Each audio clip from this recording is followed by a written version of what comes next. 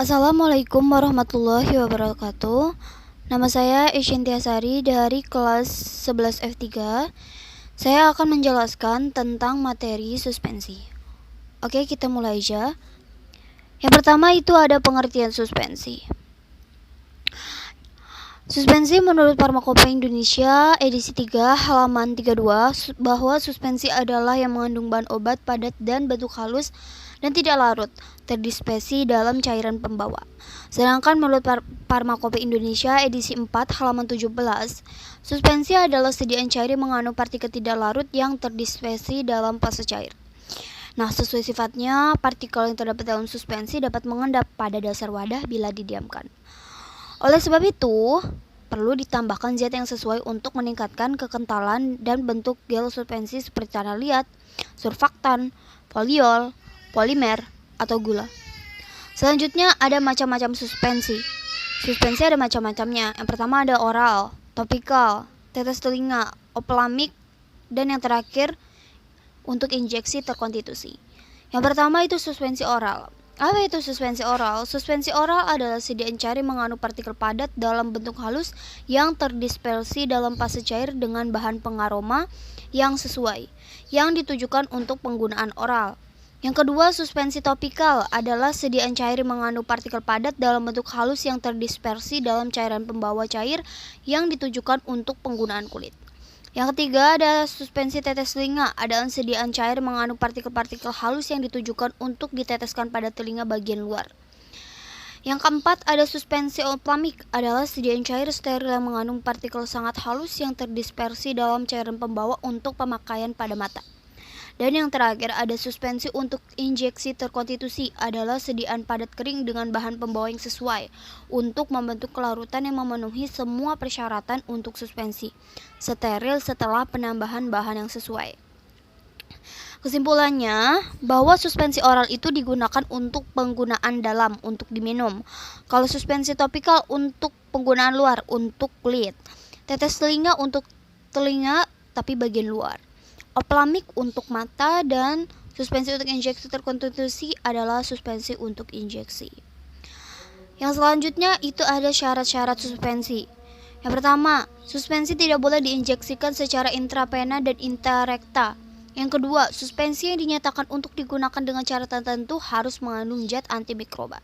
Yang ketiga, suspensi harus dikocok sebelum digunakan. Nah, ini penting banget. Kenapa suspensi itu harus dikocok?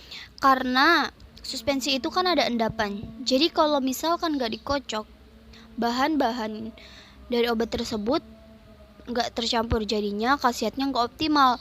Makanya sebelum digunakan itu dikocok dulu supaya bahan-bahan dari obat tersebut bisa tercampur dan khasiatnya jadi optimal, kayak gitu.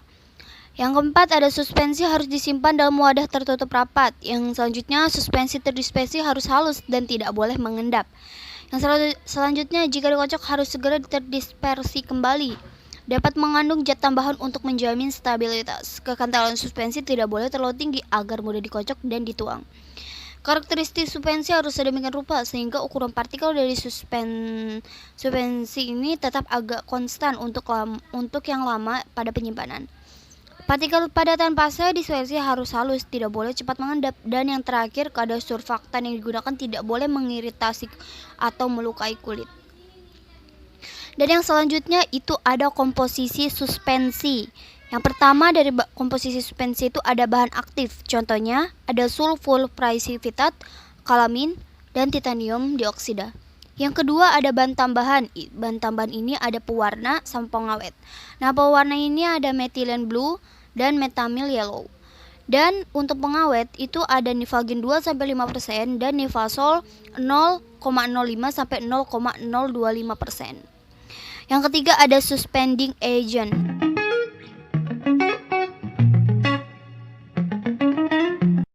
Dan yang selanjutnya ada cara pembuatan suspensi secara umum. Itu ada dua, ada metode dispersi dan metode presipitasi. Kalau metode dispersi itu ditambahkan bahan oral ke dalam mucilago yang telah terbentuk kemudian diencerkan. Kalau metode presipitivasi, zat yang hendak didispersikan dilarutkan dulu dalam pelarut organik yang hendak dicampur dengan air. Setelah larut dalam pelarut organik, larutan zat ini kemudian diencerkan dengan larutan yang suspensi dalam air sehingga akan terjadi endapan halus terdispersi. Yang selanjutnya ada kekurangan dan kelebihan dari sediaan suspensi.